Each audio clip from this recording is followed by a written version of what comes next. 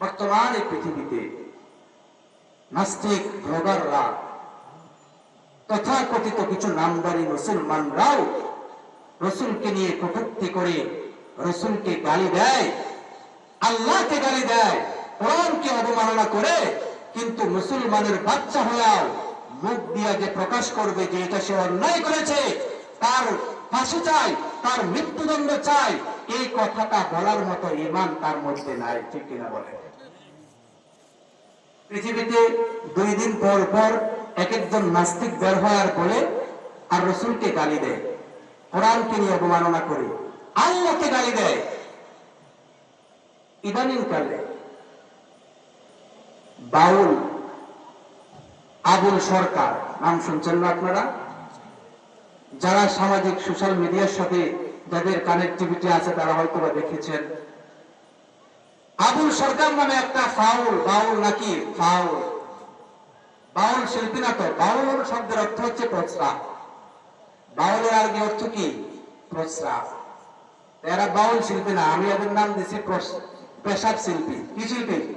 পেশাব শিল্পী। আবার এই শিল্পীর নাম হচ্ছে আবুল সরকার। আবুল, আবুল মানে আমি প্রস্রাব করি। এরা করে কি? এরা সারা বাংলাদেশের মধ্যে গ্রামগঞ্জে এই পালা গান, যাত্রা গানের নামে প্রস্রাব করে আর মানুষের ঈমান আমল নষ্ট করে। ঠিক কিনা বলে? এই আবুল সরকার ইদানিং সে আল্লাহকে নিয়ে এমন কুরুচিপূর্ণ মন্তব্য করেছে, যে কথাগুলো ইতিহাসের মধ্যে আল্লাহর সবচেয়ে বড় যে দুশমন ছিল নমরুদ, সবচেয়ে বড় দুশমন ছিল ফিরাউন, ওই নমরুদ আর ফিরাউনের মুখ দিয়ে এত অশ্লীল কথা আল্লাহর ব্যাপারে বের হয় না। এমন অশ্লীল কথা আবুল সরকার আল্লাহকে নিয়ে বলেছে।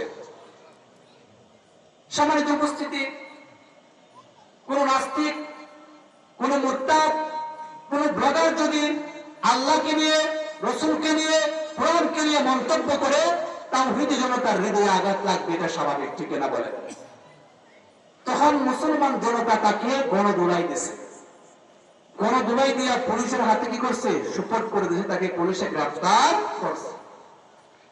এখন আমাদের দেশের কিছু তথাকথিত বুদ্ধিজীবী, রাম আর বামপন্থী কিছু ইদানিং কাল নতুন গজে ওঠা রাজনৈতিক দলের পক্ষ থেকে বিবৃতি আসছে, যারা আবুল সরকারের সাথে এরকম ব্যবহার করেছে এরা হচ্ছে উগ্র, এরা হচ্ছে দলবন্ধ। নাউজুবিল্লাহ বলে।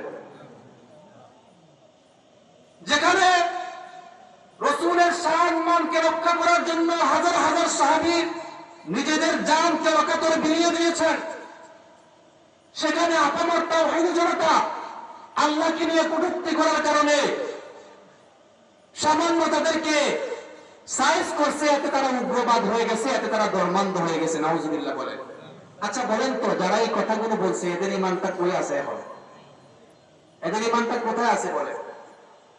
আল্লাহকে নিয়ে মন্তব্য করলে, যদি প্রতিবাদ করে, যদি ধর্মান্ধ হয়, তাহলে তোমার দলের নেতাকে নিয়ে যদি কেউ মন্তব্য করে, তাহলে তাকে কেন শাস্তি পেতে হয়? তাকে কেন সাজা পেতে হয়? কি বলেন? আমাদের এই বাংলাদেশে এমন আইনও হয়েছে যে যদি আমার বাপকে নিয়ে কটূক্তি করো তাহলে তোমাকে যাবজ্জীবন কারাদণ্ড ভোগ করতে হবে। হয়েছে না এরকম আইন? এরকম আইন বাংলাদেশের মধ্যে হয়েছে।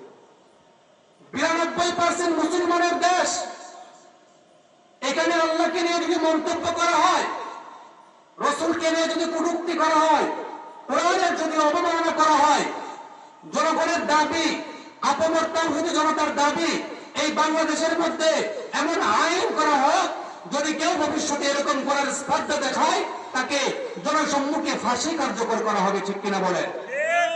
এই আইন করার দরকার আছে না? এই আইন যদি বাস্তবায়ন করে, ভবিষ্যতে এই বাংলার মাটিতে কোন নাস্তিক, কোন মুরতাদ, তথাকথিত নামদারি মুসলমান এই দুঃসাহস দেখানোর সাহস পাবে না। সম্মানিত উপস্থিতি,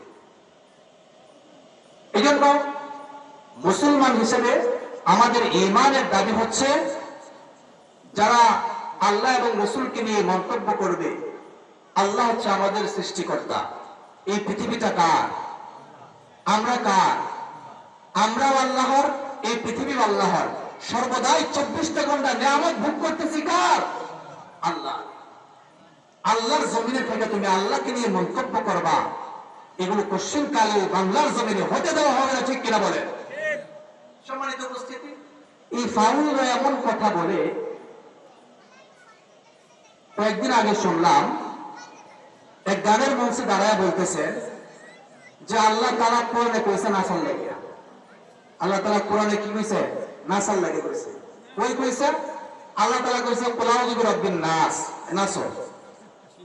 কুল আউযু বিরাব্বিন নাস আল্লাহ নাসতে কইছে, মালিকিন নাস নাসতে কইছে, ইলাহিন নাস নাসতে কইছে, আল্লাযী ওয়াসওয়াসু ফি সুদুরিন নাস আল্লাহ সুদুররাও নাসতে কইছে। নাউযুবিল্লাহ। তা না হলে আল্লাহ তাআলা এত নাসের কথা কইব কেন? নাস আমরা নাসি থেকে আল্লাহ তাআলা কি কইছে? নাসের কথা কইছে।